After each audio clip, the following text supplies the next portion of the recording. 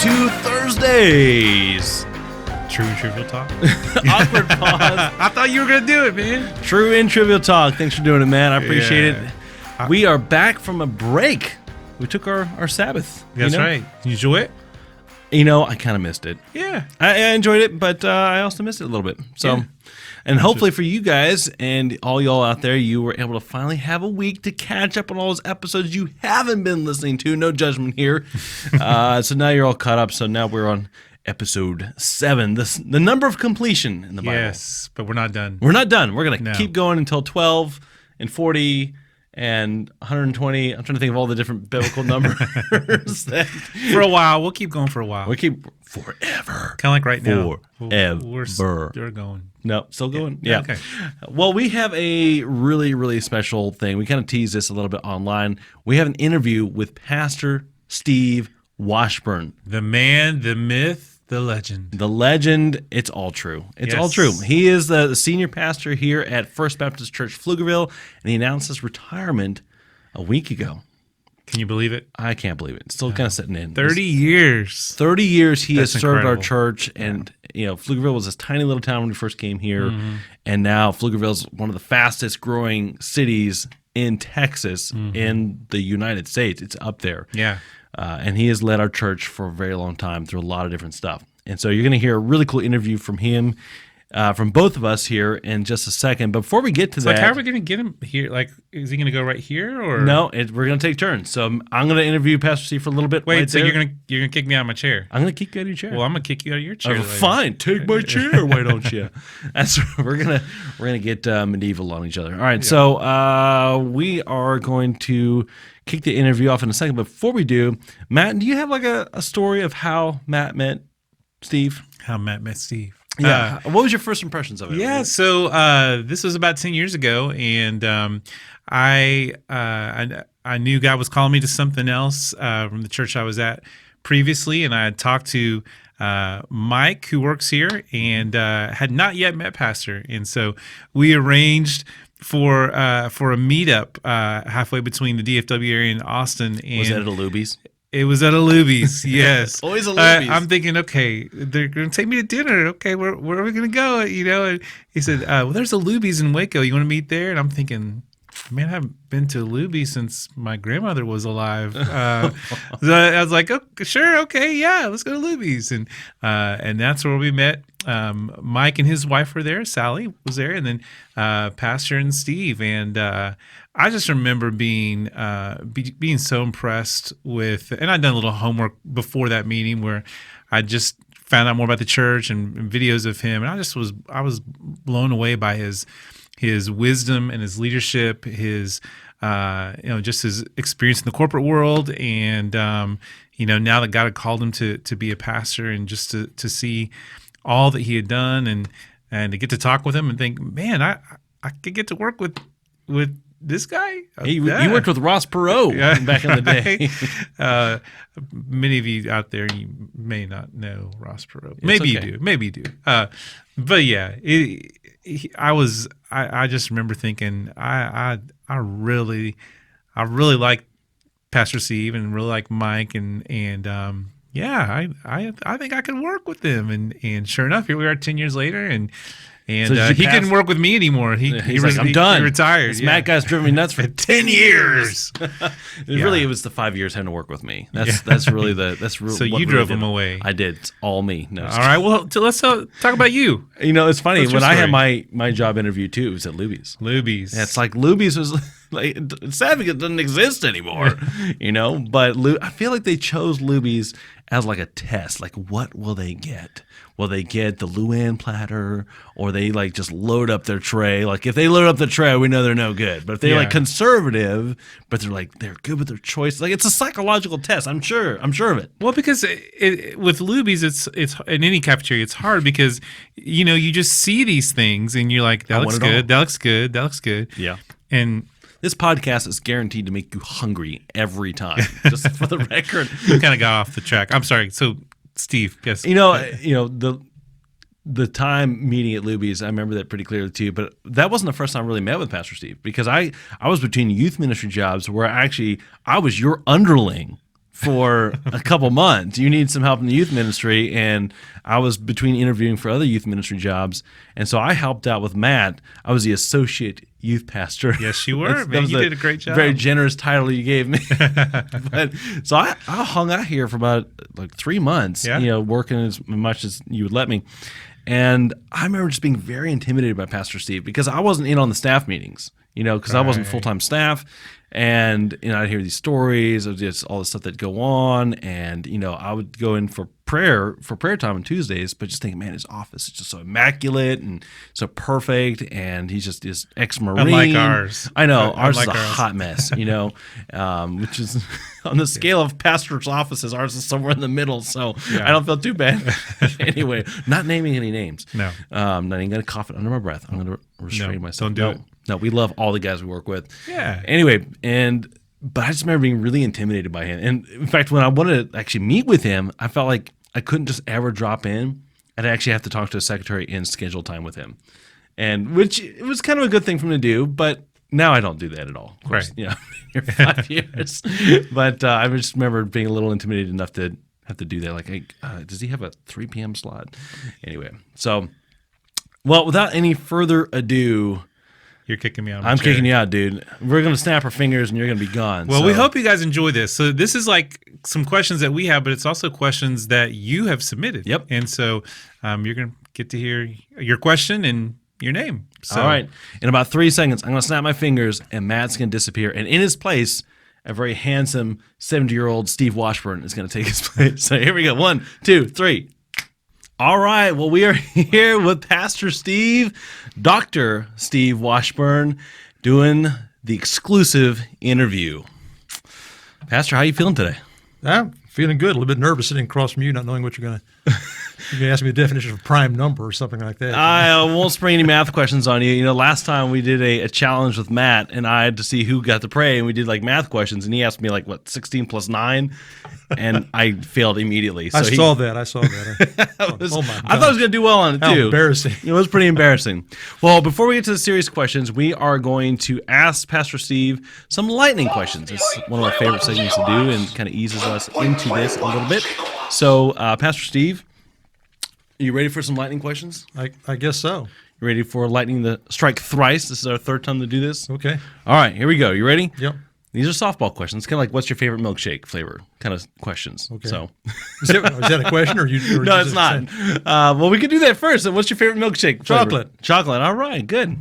Chocolate's pretty good. I won't sneeze at that. What's your favorite burger? Freddy's. Burger? Anything from Freddy's. Anything from Freddy's. Freddy's is pretty good. Yeah. They got those real thin patties. Double burger. Yeah. Oh, yeah. You got to go double. Burger. Yeah. Double meat, for sure. Favorite movie? Saving Private Ryan. Oh, that is an excellent one. That's awesome. I remember being in high school when that came out, and it just rocked all of our worlds because the opening scene was just, oh my gosh. It was intense, really intense. And realistic. Very realistic. And that's what was super impactful for someone like me, having no idea what real war was like, seeing that going, wow, everything up until now has been very romanticized. This is gritty stuff. So, okay, excellent movie. Favorite Marvel movie? I have no clue. They're all kind of the same. I have no clue. That was a surprise you're one. assuming that I go see Marvel movies. Yeah, that's a big assumption. All right. So we did best burger. Favorite musician or band? CCR, Creedence Clearwater Revival. Okay. Hey, that's a good one. Yeah, it ages me, marks me, but just a it little marks bit. you too. It does come like, oh yeah, I've heard the name, but I can't name a single song. I know. My music education is limited. Yeah, let's put it that way. You've been dwarfed. This is true. All right, most influential book, not counting the Bible. And commentaries don't count either. I don't have enough faith to be an atheist. Norman Geisler. Very good. I don't have faith to be an atheist. That sounds like really, I'm sure it's apologetic in nature. Yeah, he's an apologist and a good one. I haven't read it, so now I want to go read this. Yeah, it's a good book. I can check that out from the Washburn Library. Is that one? Yeah, you can. All right, cool. I definitely will have to do that. Normally, if it's not on my phone or a Kindle, I rarely read anything. So an actual physical book to read, I never thought I'd be that person, but I am that person now. So, all right, least favorite food? Liver. I am in 100% agreement with you on this. It shouldn't be food. It should be shoe soles. Thank you for saying that. that's I need terrible. someone to affirm my hatred for liver. See, I was raised by British people, and they love their fried liver. Yeah. And when they would have that in the kitchen at the dormitory where I grew up, it just stunk up the whole school. If It you was have liver wretched. and onions, it ruins the onions. You got to throw the whole thing out. Well, I'm glad that great minds think alike about liver. So, all right, last question I got for you for the lightning round. What is your dream vacation? I've been on my dream vacation. Well, In the middle of the hottest part of summer in Central Texas, we went on an Alaskan cruise, a 7-day Alaskan cruise. It was just That is wonderful. awesome. It was just wonderful. Alaskan cruise. What was your highlight from that trip? You know, it was the summer a few years ago when it seemed like Texas was on fire. Bastrop was burning, and we went with the Hankins, with John and Marguerite Hankins. And so, you know, we left port, and the next morning I got up early, I always get up early, and went out on deck. It was like we were in Europe. You know, a mountain with little homes kind of tucked away in the mountainside there, a little village. And oh, my stars, I thought we'd gone to Switzerland. That is cool. That's really cool. Yeah. Well, lucky for you. I've never been on a cruise, but maybe one day we'll try that out. All right. Well, that concludes our lightning round questions for Pastor Steve. We have some serious questions for you. Okay. And we're going to pick your brain a little bit on that. And the first question I wanted to ask you is, what do you think has contributed to you being able to serve here for 30 years? And the average term for a pastor is just a couple of years. Yeah, I don't know if the average term for a pastor is still a couple of years. It was at one time. It seems to me I think it's like 2.4. See, that pastors may be staying longer now because we were being hit so hard for that. Yeah. But I will say that first of all, no other church wanted me. No, that's not true. but for 30 years, it seems like it's been a long string of projects. One project after another, fundraising campaign, followed by another fundraising campaign, followed by a building campaign. You know, one project after another. And I always felt like if I leave now, and Linda goads me about this, you know, there was never a good time for me to leave. Because if I left in the middle of a project, I always felt like I would be failing the church and Fair enough. and torpedoing that project. So it's been almost 30 years of projects. And the projects never end, do they? No, they never If it's a end. building or if it's something else or a campaign or Yeah. a new ministry getting started, there's always a new project. yeah, that's the way it always was. Very cool. Well, I guess sort of follow up to that question is, are there some habits or mindsets that you had that you think helped you sort of have a marathon approach to ministry and not so much for a sprint approach? Well, you know, in my mind, I always insisted that God be in it. You know, those of you who know me know that I had a previous career in the corporate world, and ambition dominated everything. All the, and I was always around people my age. So all the young men, all the young women were very ambitious. This is in the 80s, right? Yeah, 70s. Okay. 70s. My bad. And I thought, you know, when I came into the ministry, I thought I'm leaving all that behind. No more. I'm not going to be dominated by ambition anymore. But I got in the ministry and I found out, you know, many pastors are very ambitious. And they kind of use churches as stepping stones to, they always want to be in the big church. And my mantra has always been, if you want a big church, grow it. Grow the one you're in to be a big church. So yeah, I didn't want to feel like I was still back in the corporate world, and I don't think God's in that anyway. It's really cool that you had that background, that contrast, wealth of information to help you run a church differently and maybe even more effectively than some people who've been in ministry or seminary their whole lives. It kind of insulates you a little bit from other people's experiences outside of ministry. I know that I was a better youth pastor or pastor because I'd been in the teaching world for 5 years. Sure. And I learned so much in that world that I never would have learned if I'd just stayed in Bible school and gone straight into ministry, Right. And stuck with that. So that's something very unique about you, and I think it's definitely benefited our church over the years. All right, so speaking of buildings and projects, what has been the most difficult building project, the MPB or the worship center? The multi-purpose building or the worship center? Well, you know, they were different. Yeah. And the worship center we're in now is the third building that I've built. I built a building before we got here. And that was in Collinsville, right? Collinsville. Yeah. So, the honest answer to that is the last building. Every building, whenever you're building, the last new build's always the most difficult. That's the one that's most fresh in your memory. Yeah. Yeah. The MPB was unusual because we kind of built that on the fly. And by the way, you can't mention the buildings we've built without mentioning John Hankins. John Hankins, even before I got here, the buildings that we have, in fact, all the buildings that we have, except where the office is, he was the building committee chairman. Yeah. So if they ever rename the facility, it's going to have to be the John Hankins Memorial Facility. He built every one of them. That'd be fair. Yeah, it would. That'd be totally fair. But the MPB we almost built on the fly. The architect designed the building. Okay. After another building that we liked. Wow. And then he kind of left the drawings with us and we didn't see him anymore.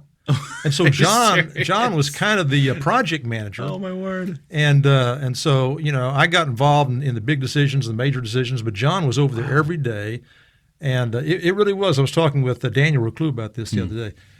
We want that wall to go back. No, we can't do that. And John would give him a couple $100s, and they'd move. They'd give. Increase the wheels. Yeah. And that's so funny. They'd move the wall back, or we want that wall painted white, not natural wood. No, we can't do that. Paint it here. Paint it white. So really, the building went up kind of an everyday, on the fly. And by the time the MPB was built, the architect was up living in Minnesota somewhere. Oh, my word. Minnesota. But now the worship center that we're in, that wasn't the case. The architect built that, and he was involved from the very beginning. We had to fire a couple of the men that were on the project in the MPB. We almost fired the architect in the worship center, too. Yeah. Because that was going to be his legacy, and we couldn't keep him in price, so we had to have a couple of heart conversations with him. And so come the Jesus moments. Yeah, I mean, it was good that my corporate background was there because I was able to pull the corporate background out and scare the daylights out of him a few times to keep him on task. I remember you telling me some of these stories about you and Hankins and going into these meetings, and you kind of warned Hankins ahead of time. Listen, you know me as Mr. Nice Guy Pastor, but when we go in this room. Yeah, it's going to get hairy. Yeah, the corporate Steve Washburn comes out, and he'd be kind of speechless sometimes as he saw me switching hats from pastor to corporate guy. Hey, you got to do what you got to do to help out your flock, and sometimes that means wearing a hard hat, and sometimes it means wearing a corporate hat, and sometimes it means carrying a shepherd's We crook. were a good team, though. John and I were a good team. Oh, yeah. You guys were the dynamic duo, and we miss them a lot. Yeah. That's for sure. I actually learned a lot from these stories you've shared with me about these building projects. Little things like I didn't know that churches were allowed to have baptisms on the second floor without an elevator. That's like a weird code that churches are allowed to have a baptism. We kind of slid past that. Like you can have a second floor in a church building if it has a baptism, then you don't have to have an elevator. Yeah. I'm thinking, man, we should just elevators are expensive. Just put baptisms on every second floor, and you can kind of get away with it. We kind of slid past it. And you talk about the difficulty. The first drawing of the worship center was denied or disapproved by the city. Oh, that's right. Yeah, it was going to be very contemporary, wasn't it? Yeah. Oh, yeah. It looked like convention center type feel. Kind of looked like the SS Enterprise, So that it was rejected, and we had to come back. And as a Trekkie fan, I'm a little disappointed it didn't go that way. Now we've still got the drawing. You can see what I mean. I've seen it. It's pretty cool looking. And then keeping it in cost was always a very difficult thing to do. So the worship center, because of the size of it, because of the architect, was a very difficult project. No doubt. All right. Well, let's move on to the next question. You're kind of a rebel. All right, you got this reputation in a good way. What's the most contrarian thing you have felt convicted to do while serving as a pastor? Most contrarian thing you've done that was sort of against the grain of maybe the norms of doing ministry or the norms of the convention of doing things. Well, I think unlike many of my pastor friends, and I'm friends with all the pastors in Flugerville. Oh, yeah. I've always had etched in my mind the picture of Jesus going into the temple with a whip. And separating these guys in the temple from their money. He had to have had a pretty lion-like look in his face and spirit in his bosom. At one time, one of the big Flugerville names, Flugerville was built by some some families, and Right. this is one of the age-old families in Flugerville. They were going to build a racetrack. I remember that. You remember that? I don't remember being here for that, but I remember some stories about it. It was yeah. going to be out there where the Community Impact Building is now. That's where it was going to be, on the corner of wow. Pecan and 130 is where it was Really? going I to be. thought it was going to be on the east side of the road, kind of where the hospital is now. No. It was on the west side of 130. As I understand it was going to be on the west side. Wow. But, and it was going to be only the second one in Texas. Yeah. The other one is up somewhere in the Metroplex. So it was going to be huge, and had a large number of slot machines. Well, I just, part of my experience is that I've worked with many people who were compulsive gamblers, whose marriages were destroyed and families were destroyed by this. And so we kind of got wind of that. They were trying to sneak it by. We got wind of it, and I kind of led a group all the way up to the Gambling Commission in Austin, and we got that stopped, which was a big deal. The other pastors, for the most part, were too nervous to go along with me, so we stood out there alone. Well, good for you, because I live out that way, and I have to drive past Yeah. that. Now we got to drive past an Amazon headquarters, Which is far better than a racetrack. I completely agree. It brings in a lot of jobs, good jobs. Far better than a racetrack. doubt. And there are others. I got that reputation because, I've stood against many things at one point. And this was probably not long before you got here. The school was offering medical benefits to gay partners, Yeah. and we took a stand against that. Of course, that was before the Supreme Court legitimized and legalized gay marriage. But That was a pretty big deal that they were doing that. It was definitely before a lot of the it would have been movement to the first one normalize in that. Texas. It would have been the first one in Texas. So we stood against that. Even That was a before big- Austin. Yeah, That's amazing. yeah, even before And Austin. Austin is the blueberry and the tomato soup here in Texas. We're close. We're on the fringe of that. Flugerville likes to copy Austin. For those of you who don't live in the Austin area, Austin is more liberal than the rest of Texas, and It is. Flugerville likes to kind of copy that. It is. So yeah. It is. Well, it takes a lot of guts to take stands on these things, and we've appreciated your leadership through the years and being willing to get into the community and fight for things that matter. And it takes a bit of a rebel to do that. So a good rebel, right? All right, let's move on to our next question. What texts in the Bible or books in the Bible do you enjoy teaching from the most? There's some passages that you really That's kind of like asking which of my grandchildren do I love the most. That's or what kind of text are you drawn to the most? yeah. The best way for me to preach, and I don't know if it's this way for all pastors or not, but the best way for me to preach is to preach through a book, a New Testament book, because I'm forced to give attention to texts and passages that I might otherwise avoid. That's true. And it's good for me to give attention to those, and it's good for the congregation because they've probably not heard much teaching on those passages either. It's easy to sort of highlight the ones that are easy to teach on. Yeah.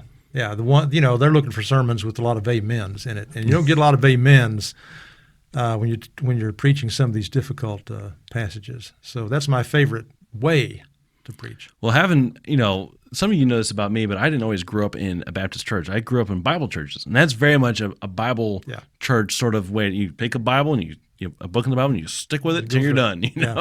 Calvary Chapel here in Austin, and Terry They do the Michaels whole Bible, don't is they? my good friend, and they teach from cover to cover, verse Wow. after verse after verse after verse. That is a chronological, expository, preaching really at its out there. That's cool.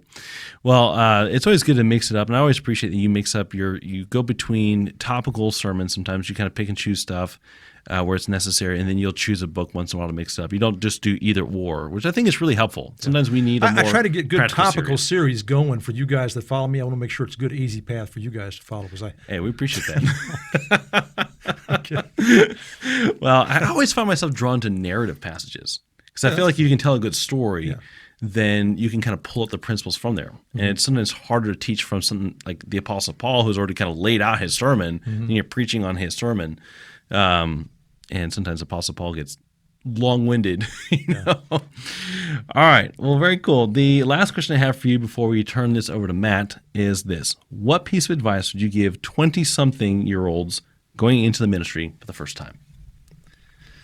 Well, that's difficult for me because I didn't come into the ministry at 20. I came into the ministry at 30. I had a lot of life experience before. So don't go into the ministry until you're 30. Well, no, I'm not saying that. I'm not saying I've got a grandson who's right that age going into ministry. But I think the advice I would give is at that age they kind of feel like, and let me say this: if they're going to be preachers, if God has called them to be preachers, prophets, according to the New Testament, they kind of are beginning to recognize that they're hearing a word from God. When they stand to preach, they're recognizing, wow, God gave me that word and it was good for these people, and I'm hearing now a word from God. And that's true, and it's important for them at age 20 to realize, yeah, you are speaking, thus saith the Lord. But what they have to be careful of is in their relative immaturity at age 20, they have to be careful to think they're the only ones hearing a word from God. And so what I would say to a 20-year-old, and what I've said to my grandson, is always remember there are a lot of young men who've gone before you, who are very smart and very insightful and very sensitive. These young men have been men of prayer, and they've walked this path before you. So don't fall into the incorrect mode of believing you're the first and you're the only. Your job coming into this ministry at 20 is to receive the baton from the runner in front of you and run your lap.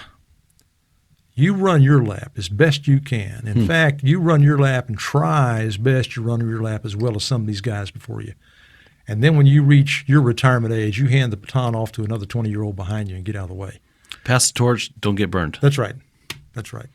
Well, Pastor Steve, that is some good advice for all of us to hear, and it's particularly poignant for us as you're stepping down and retiring and kind of handing the reins off to us who are left here. You're not 20, though. I'm not 20. I'm not going to pretend to be 20. I haven't been 20 for a long time. So, and Matt definitely hasn't been 20 for a long time. I like to make fun of him. But we thank you so much for your wisdom. You're very welcome. And I'm going to turn this over to Matt, and we're going to have a 5-second interlude, dance break, get some coffee, and we're going to go to Matt here in a second for the rest of it. Okay. And we are back here with Pastor Steve. Pastor Steve, I get to sit in this chair. Usually I sit in your chair, but you're there and I'm here and it's warm. Thanks, Daniel, for leaving it nice and toasty. All right. Yours was kind of cold when I sat down in it. I'm sorry. I apologize for that. All right. Did he wear you out? No, you're good? Yeah, I'm good. You're still good for a few more questions? I'm good for a few more questions. Hopefully you guys out there are good for a few more questions. What we're going to do right now is we're going to give you some Facebook questions that have been left by our members and let you answer those. That's a little scary. Yeah, well, they're pretty easy, I think. I think you'll do great. This question is from Stephanie Fletcher. Stephanie wants to know, will you still be on the boards that you're a member of? Actually, several questions, so you can answer that question. The next one is, will you do more or less? Like with Liberty, so, you've been on a lot of different boards. Southern Baptist Convention, the Criswell Seminary. So yeah, tell us, will you still be on any of those boards, or are you done? No, I think I'm done. Okay. I think it's not that I couldn't. I still have a lot of fire left in me. But I don't think it's appropriate to retire and stay on those with those responsibilities. So I've already called and talked with them, and in fact, a couple weeks ago I said I'm going to be retiring, making the announcement on the 11th, and then the 25th will be my last Sunday, and retired from those. From those boards. The one I've been on the most, it's consecutive, was I was on the board of Criswell College for quite a long time. A bit of a rebel in that too. But then I finally rotated off that after a couple of tours, and then joined the Criswell Foundation board and was on that for a while too. But I've called and retired from that. You broke up with them. I broke up with them. And it's interesting, when I joined some of these boards, I may not have been the youngest, but I was almost the youngest. But what's sobering is to look around and say, I'm about the oldest guy on this board. Now. Yeah. And I think that's good. I think that's the member of those boards should be young, vital pastors who are really engaged in the culture. And I had kind of gone beyond that. So Stephanie, I pretty much retired from all those responsibilities also. I was asked to serve on a committee in the soon upcoming in November, the Southern Baptist of Texas Convention, and I turned those down and turned those over to guys as young as these to take those. As young as these, like you're a young guy. I don't know. You're a young guy. Okay, so the next part of that question is: so with the free time you have, do you have a hobby? And if so, what is it? And what do you plan to do to fill your time now that you have some more? My hobby is Linda. Mm-hmm. And I'm not a golfer. I'm going to have to learn how to go. I golfed at one time, but I got obsessive about it and haven't golfed since then. So I'm going to have to learn some hobbies, but I still just enjoy being with my wife. We work in our backyard. Our backyard looks like a garden. She's the architect, and I'm the laborer. Of course, here lately with my heart surgery, she's been the architect and the laborer. So I'm glad to get back out there and work with her in our yard. Well, that actually is a question that I was going to ask you a little bit later, but since we're on the subject, so what is your favorite thing to do with Linda for fun? Did you share it? Well, there's that, but one of the things we do in the evening, quite 2-3 times a week, is we'll either go to Freddy's and get some burgers, or sometimes we'll go to Chick-fil-A, or sometimes we'll go to Dairy Queen and get Blizzards, which we love. Yep. But just about dusk, we'll go get those, and then we'll go sit in a parking lot under a shade tree, kind of facing the traffic. And we have XM in our car, XM radio, and we find radio classics. And these are classics, that were recorded in the 40s. Mm-hmm. And we'll listen to, Gunsmoke or The Whistler. Yeah. And we'll listen to that radio program and eat and talk. Who's that? Did you catch that? I didn't catch. So we'll sit there and we leave our cell phones at home as best we can, and we'll spend an hour in the evening, just the two of us. That is really cool. Yeah, listening to old radio classics and eating our supper or a Blizzard there in the parking lot together. I've always admired your relationship with your wife. It's just always been something that's been an inspiration to me and to my wife. And I know many of our church family would say the same thing. Well, you got to know we couldn't do that when the boys were home. We had to wait. Right, of course. An empty nester. You can't leave your 3 kids at home and go out and But it's just clear that you guys love each other and you've been through so much together. We're good friends. We've enjoyed almost 51 years now. Maybe that is amazing. Yeah. Wow. Okay. Next question. This is from Brian. Brian asks, what are some of your most memorable moments as pastor of our little quote-unquote family? Oh, gosh. I mentioned in my sermon Sunday when we called it our tri-schedule. Right. When we got to when we had 3 worship services in the morning and 3 fully graded Sunday schools, putting that schedule together so that people can't cheat. Sometimes they want to go, they want to go to, worship and put their kids in Sunday school and just spend an hour there and go home. So we had to stagger those things and arrange those things so that, no, if you're going to go to this worship service, you have to go to that Sunday school. So we kind of managed it that way. And that went on we were talking this morning. By the way, Daniel Reclus came as our worship leader, and his first Sunday was our first Sunday in the tri-schedule. So that was a sobering awakening for him. I bet it was. So we were in that tri-schedule for 2 years before we started work on the MPB. So it was a total of 3 years in that tri-schedule. And we were the only the second one in Texas that I know of. I knew of one. Where was the other one? The other one was in I don't know. But I went there and watched him preach his 3rd sermon and asked him what it was like. I think it was Bubba Stalls was the pastor. And he said, well, you don't want to do this very long. Yeah. But that was a high point. That was a big deal. Of course, the building of the buildings was a big deal, the fundraising campaigns, being able to pay for the multipurpose building in 5 years. We totally paid It's amazing. that off in 5 years. So, gosh, in 30 years, there's just a lot of high points. Yeah. And every time we won one of those, I hate to call them battles, but every time we won one of those contests in the community where we defeated the racetrack or stood against the school board, against the extending medical benefits.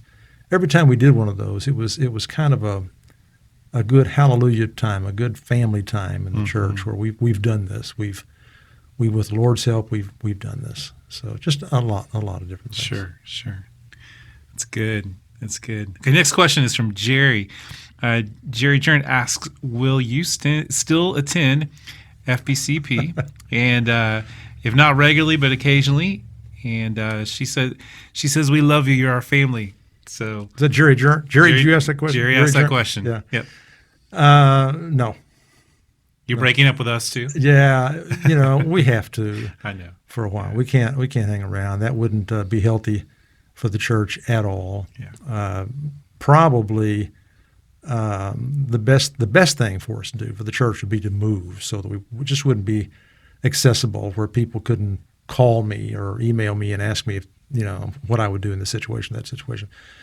But we've been in our home for 27 years, Sure. and that's our home. Yeah. And so we're going to stay here, and we hope we can do that without causing a ruckus in the church. We're going to stay in our house, stay in our home, stay in Flugerville. But no, we can't attend this church, not for a number of years.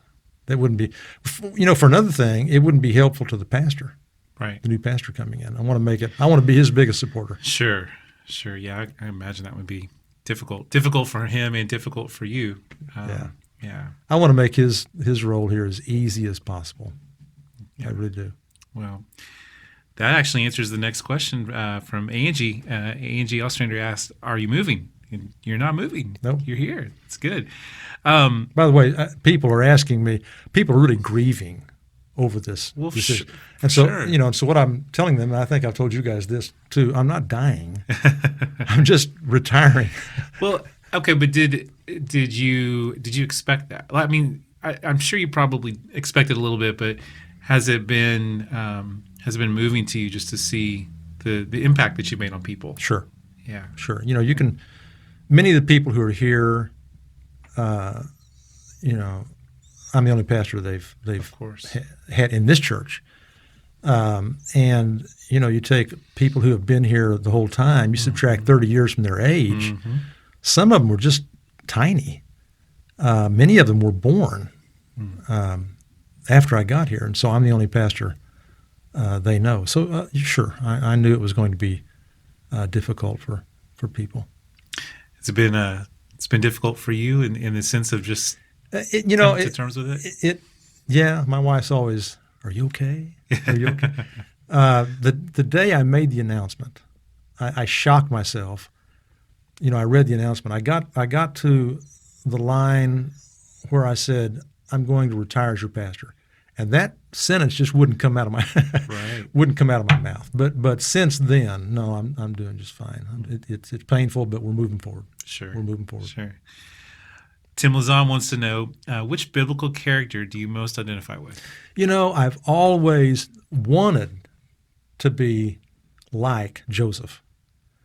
Old Testament Joseph. Old Testament Joseph. I mean, New Testament Joseph was can't go wrong being the dad of Jesus, but no, yeah. Yeah, but Joseph was just, you just find no fault in him. Mm-hmm. He was strong. He had strong character. Mm-hmm. He was ethical. Potiphar's wife kind of came on to him, and he had, this is the king's wife. That's right. Coming on to you, and and he went ahead and suffered the consequences of that, the harsh consequences of that. Went on to become such a powerful man. Mm-hmm. His brothers didn't even recognize him, when they came in. Anybody, it seems to me, would want to be like Joseph. Sure. The sermon he preached with his life is a powerful, powerful sermon. Love Joseph. Yeah. Okay.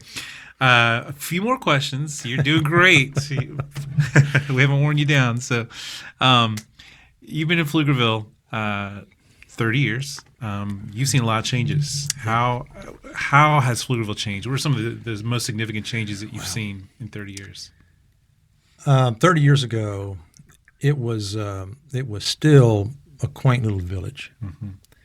In the Flugerville School District, which is wide, there were 4,000 people. 4,000 people? 4,000 people. Wow. Old Town was we call Old Town right here where the facility is, was still pretty much Old Town. And, new housing developments were being built outside of Old Town.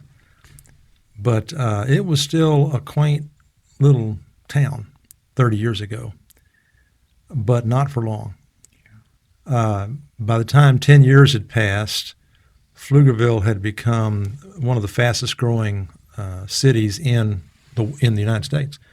The school system was very good, and people were moving here to get their kids in this school system. So 20 years ago, it was a time of mega growth. Mm-hmm. 10 years ago, it had become Little Austin. Mm-hmm. McGinty mentioned that a moment ago, and is still Little Austin, of course, with a first-bedroom community north of Austin. But as Austin goes, so Flugerville goes. Sure. And Austin's so liberal, so now Flugerville, I'm afraid, is going that same way. Mm. So the next question kind of goes along with that, but some of the greatest challenges you faced in all the rapid growth. So as a church, well, personally and as a church, what are some of the most significant challenges that you've encountered in those 30 years of rapid growth? We are ministering as ministers and as a church during an extremely rare time. I'm going to talk about the pandemic. Right. But this is an extremely rare time in history. Mm-hmm. In pastors' conferences and seminars, there's a lot of talk about Christianity declining. Mm-hmm. So about, I don't know how many years ago it was, but certainly within these 30 years, maybe 10 years ago, 12, 15 years ago, churches just kind of stopped growing. There were still some that grow, but for the most part, churches have just hit a wall and have stopped growing and are struggling not to decline. And that's hard to accept. That's hard to face. Mm-hmm.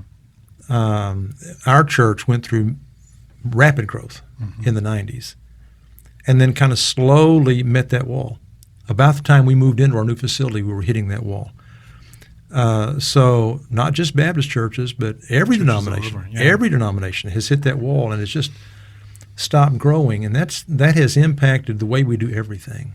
Mm-hmm. Everything is different. We have a steeple on top of our new worship center. It's a beautiful new worship center, but that'll probably be the last church building built in Central Texas, or maybe Texas, with a steeple on it. Mm. That's just a part of the old paradigm, and we're just not there anymore. So all of us, not just me as senior pastor, but those of you who are on staff, we're all having to learn how to do church in a culture there's an ever-widening gap between the Christian worldview and the humanistic worldview. Mm-hmm.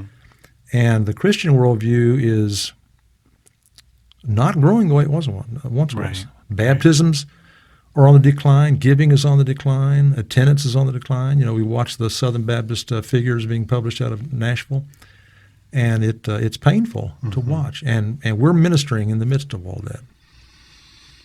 It's difficult. It is difficult. Yeah. Well, you mentioned the pandemic earlier. Let's talk about 2020. So what has a crazy year, crazy time to be a pastor, crazy time to be a church. What has 2020 taught you about yourself? What's it taught you about God? What's it taught you about the church? Well, about myself, I've learned a lot. I already knew it, but it's really been driven home how small I am. And how weak I am. All this has happened, no matter how often we say it. I don't know if we really believe it in our heart, but we're not in control of much. Mm-hmm. And I'm not accustomed to that. I'm more accustomed to being a little bit in control of things. Right. But to find out in 2020, Steve, you're not in control of anything. This pandemic has just flipped the world upside down. Mm-hmm. You watch television and you see news clips from Russia and from Germany and from Africa and from Asia, and everybody's got on masks. Everybody everywhere is going through the same thing we're going through here. Mm-hmm. You remember when we first went through the lockdown, I was doing video recordings from my backyard. Mm-hmm. And I told Linda, never have we in our lifetime or we in the history of this nation gone through anything like this, mm-hmm. that I'm speaking to the people of our congregation through video done in my backyard. Mm-hmm. This is it's just amazing. So to find out how small and of course the other thing, in 2020, I went through my second heart surgery. True. And laying there in the hospital bed, I'm reminded, boy, you're nothing. You have no control. You have no control. You're not even in control of your next heartbeat. You're in control of nothing. Wow. So to learn how small I am, then to learn how big God is. Mm-hmm. God's just huge. He's in control of everything. And if nothing else, the pandemic has reminded us, man, God's allowed this. And one of the reasons he may have allowed it is just to say, I'm in control, world. Mm-hmm. I'm in control of things, not you guys. I'm in control. Yeah. And for those of us who are Christ followers, just to step back and kind of just salute him and say, okay, God, yeah, you're the one. You're the one in control. You're huge. Mm-hmm. And then what I've learned about our church is I've been so impressed and so moved by how resilient Christ's church is. Mm-hmm. This has been a real kick in the gut. Yeah. To all, not just our church, but to all churches. For sure. A real kick to have to do church live streaming. Mm-hmm. For everybody. All churches are doing church live stream. And, weren't we all thinking, are we going to survive this? Mm-hmm. Is anybody ever going to come back? Are we ever going to get through this pandemic? Is anybody ever going to come back? And having conversation with pastors, and everybody's wondering the same thing. How are we going to get over this? How are we going to move through this just one day at a time, 1 week at a time, one Sunday at a time? And now, we come in on Sunday morning and we've got maybe 2/3 of our congregation is back mm-hmm. worshiping in our pews. You guys are all doing, your classes online, mm-hmm. and it's just been amazing to watch Christ's church come back. What a resilient organism the church is. God probably knew that, huh? Yeah. It's a lesson we need to. The gates of hell will not prevail. Not prevail against it. Yeah. All right. Well, we are almost out of time. But one last question for you real quick. Okay. What do you most look forward to about retirement? Well, we've already talked about this, but being with Linda, I've given my life, as all of you have, to the church. Yeah. And I don't regret. I thank God for all of that. But she deserves it now. Sure. She deserves some undivided attention. Just Linda and me. Absolutely. Linda and me. Yeah. Absolutely. Well, Pastor, it has been an honor and privilege to get to work with you, and it's there's a lot more to say. We'll say it a little bit later, but as far as this podcast goes, I know that this is our opportunity as a church to get to hear from you and to hear your heart on some deeper issues. And thank you for being with us, and thank you for spending this time with us. Would you do the honor of praying us out? Absolutely. Lord, we've sat here for a brief amount of time. It's flown by for this hour, and have spent some quality time just thinking about you and just pointing to you and putting the spotlight on you. Everything we do, both here on staff and those who are watching this podcast, everything we do for you. It's our joy, it's our delight, it's our privilege to make you famous. And I thank you for this podcast. I thank you for the way Matt and Daniel are able to, they look professional in the way they present this. And this is going to give continuity to all of the weeks and months that follow. So we thank you for loving us. We thank you for reaching out to us while we were in the midst of our own rebellion against you. And even though we were all rebelling against you in our sin, you loved us, you drug us to you, kicking and screaming the whole way, cleansing us, washing us white as snow, moving into us with your Holy Spirit, giving us salvation, and allowing us to live this most victorious of all lives. We pray these things in your great name. Amen. Amen. Thank you, Pastor. And thank you all for listening. And be sure to like us. Do you like us? Yes. Be sure to like us. You can find us out there on iHeartRadio, Spotify, Apple Podcasts, all the places. If you have any questions, any comments for our next episode, you can email them to us at dmcginty@fbcpville.org or me at matt@fbcpville.org. Thank you so much for tuning in. We'll see you next time.